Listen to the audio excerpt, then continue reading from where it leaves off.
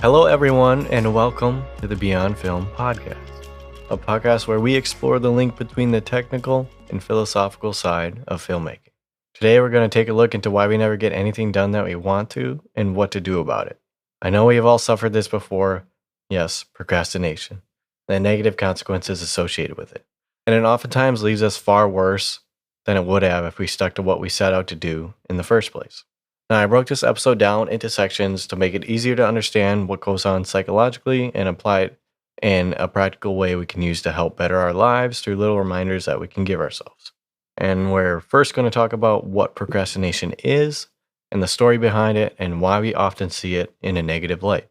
And then we're going to explore the most common reasons people procrastinate, the negative consequences of those actions. And lastly, we're going to give some helpful tips on how to overcome procrastination and my personal testimony of my life by implementing these tips that have helped me overcome stresses associated with procrastination. And without further ado, I hope you enjoy. So, with that being said, what is procrastination? Procrastination, in a colloquial sense, is the act of unnecessary or voluntarily delaying or postponing something despite knowing that there would be a negative consequence for doing so. Now, in the book Oxford Bibliographies in Psychology by Piers Steele and Katrin Klingzik, put it like so. Procrastination is a common form of self-regulatory failure with references to it throughout the historical record.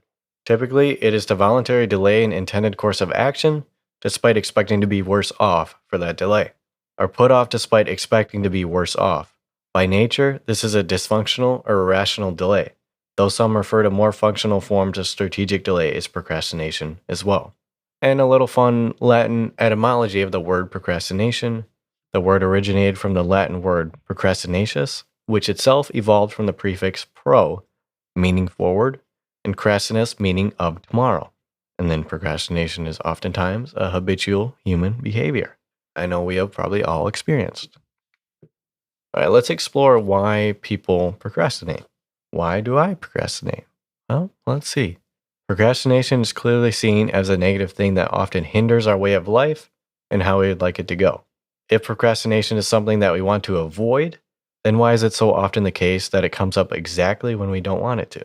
Psychologists have found some pretty common reasons why we tend to procrastinate, and the factors are often associated with stress and anxiety. Just to give us a perspective on how prevalent procrastination is, we can look at some stats. A study done in 2004 showed that 70% of university students categorize themselves as procrastinators, while a 1984 study showed that 50% of the students would procrastinate consistently and considered it a major problem in their lives. And in a study of academic procrastination from the University of Vermont, published in 1984, 46% of the subjects reported that they always or nearly always procrastinated writing papers, while approximately 30% reported procrastinating studying for exams and reading weekly assignments, by 28% and 30% respectively. Nearly a quarter of the subjects reported that procrastination was a problem for them regarding the same tasks.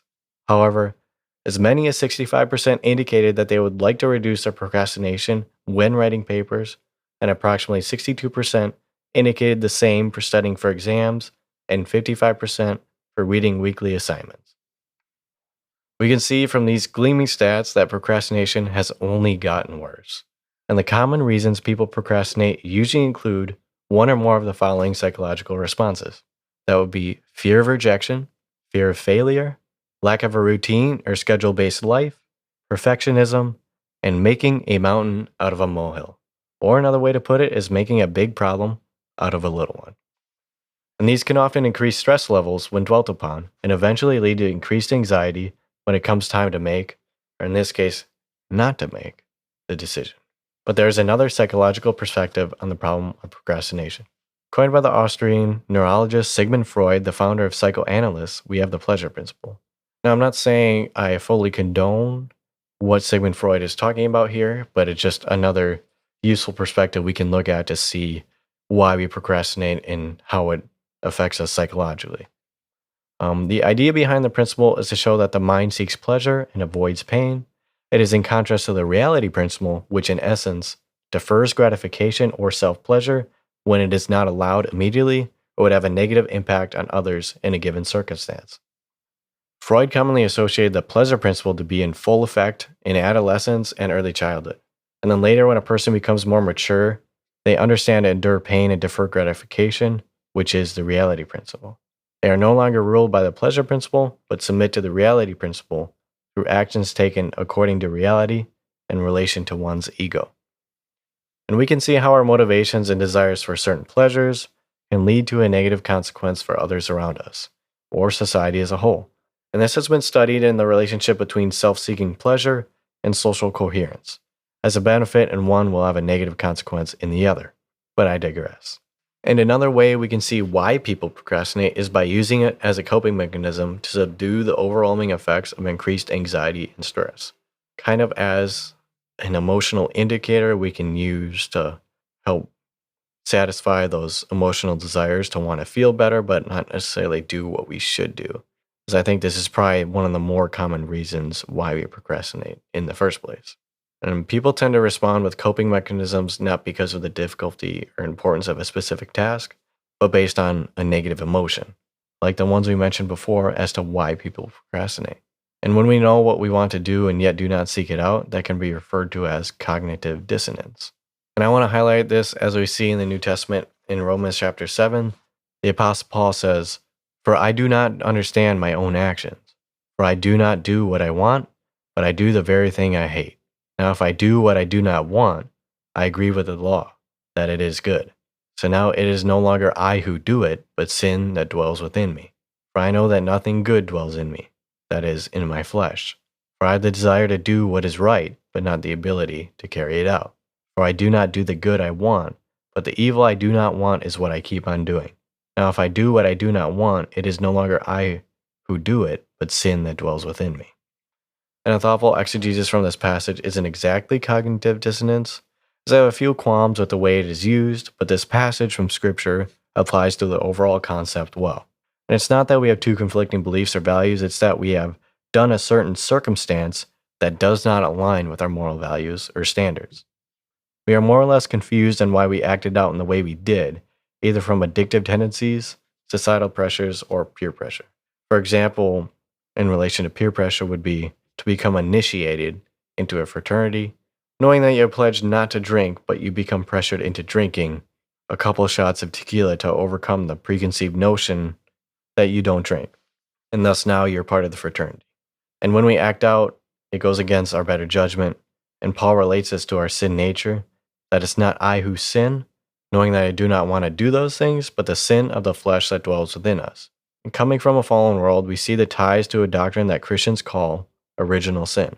Humans through birth hold a tainted nature with a natural inclination towards sinful behaviors, which makes us all humans in need of regeneration.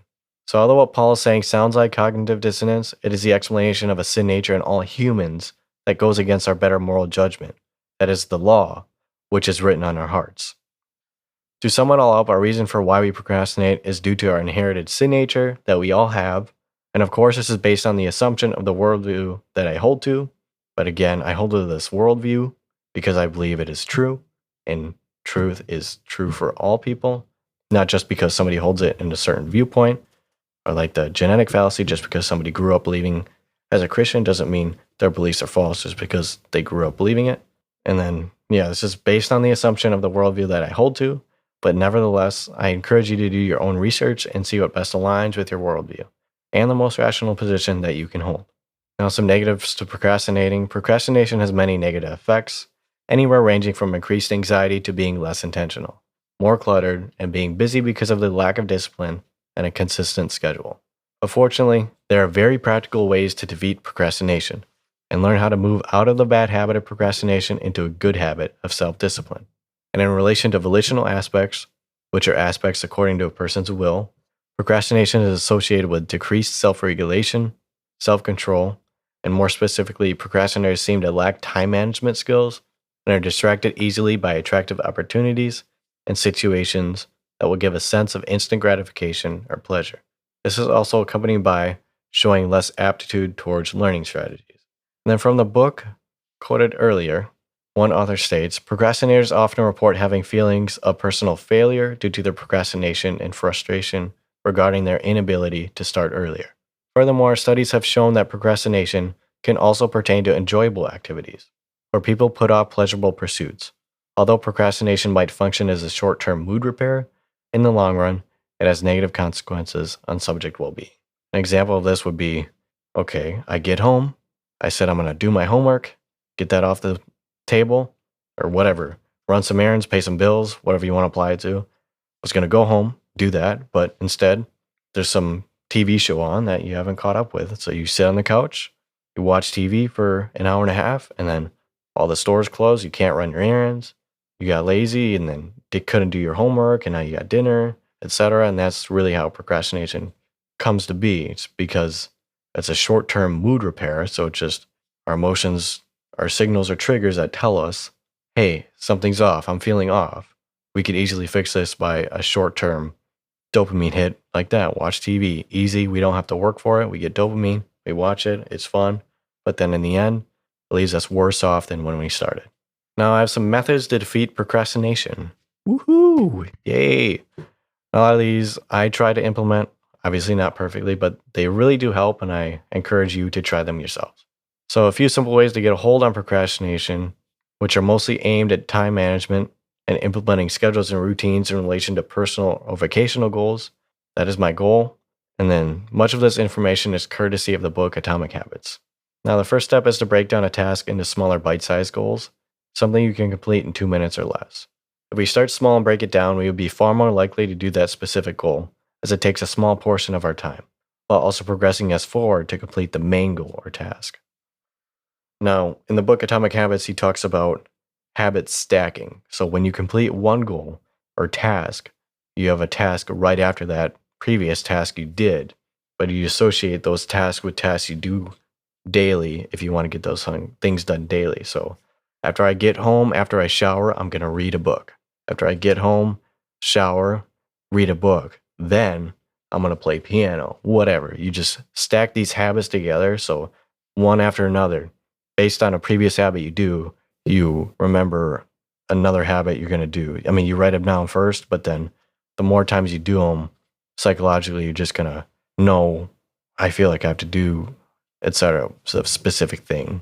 And then you do that thing, which inevitably helps you complete whatever you want to complete. It's forming habits that are more beneficial and moving you forward into a way of life you want to go versus a goal-based mentality where you'll basically stop at that goal and not have any farther to go.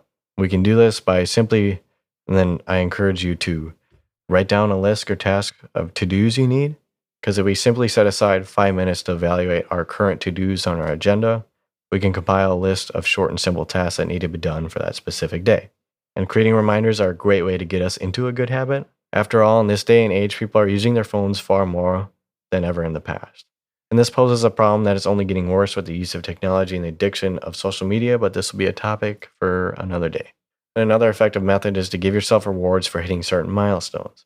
For example, if you have to read a certain amount in a textbook for class, once you get to your halfway point, you'll reward yourself with a piece of candy or chocolate. And this can keep you motivated to keep going, as you have a reward waiting for you at your milestone. Also, when we set goals to get something done, it can often be helpful to set a consequence for not getting that specific goal done. For instance, if I really want to finish reading a book by the end of the month, I'll set a consequence that I will not be able to ride my motorcycle for a whole week if I don't complete the goal in a respective time frame. That's just an example specific to me, but I think you get the point. And one superpower that is often overlooked is enlisting a buddy to help keep you accountable to get something you want to get done. They can also, if they're up for it, help you to get that task done, as we are always stronger when we work together with others. Now, these methods are great for getting over specific hurdles, but are best used in a more strategic sense. That is setting a schedule and a list of to-dos ranging from the highest priority things at the top to the lowest priority things on the bottom. Also setting time aside every single day dedicated to getting a list together and a specific time for getting those things done. An effective use of time and committing to a consistent daily routine allows us to implement habits that will become second nature to us over time. And by repeating and refining our strategy of what works best for the specific schedule and learning styles where we can see real growth and change happen. And this includes avoiding distractions and things that easily get you off task, like the following: cell phones, computers, TVs, and if possible, try to disconnect from the internet or online services for the allotted time you have set to form your list of to-dos. And I know most phones, computers, and tablets have a focus feature that helps prevent distractions from interrupting times of work. And I think the most important thing when implementing a new schedule or activity that you aren't used to is to start slow and allow yourself to fail. I'll say it again. Allow yourself to fail. Giving yourself time to adapt and change while implementing these strategies is the best way to not get discouraged. Know that it will take a good amount of time until you see results coming from building good habits. It is better to be habit and task oriented rather than just goal oriented. If we orient our tasks based on our goals, we will inevitably finish those goals and be left with just that, finished goals. But if we orient our tasks based on routine and habits, we can bypass a goal-based mentality and work on a habit change mentality that allows growth even after we accomplish all of our goals. Now, I want to give a personal postlude. I don't really know if that's a word, but we're going with it. About my experience and long journey with trying to change my daily structure around habits and not just goal-based mentality. I often still struggle with procrastination and dealing with the issue of not wanting to do something I know I should do, as would be beneficial to myself and others, and gravitating towards something that will give me a feel good right now without really working for it. For example, social media, YouTube videos, or podcasts. This does tie into what I discussed earlier about Freud's pleasure and social principle, but I believe we all struggle with this to a certain extent based upon our sin nature as human beings. Even though we don't ever live up to our own standards that we set for ourselves, it doesn't mean that we should just throw in the towel and give up all hope of ever changing our bad habits. Like I said before, it is okay to allow yourself to fail, but don't allow it to stop you.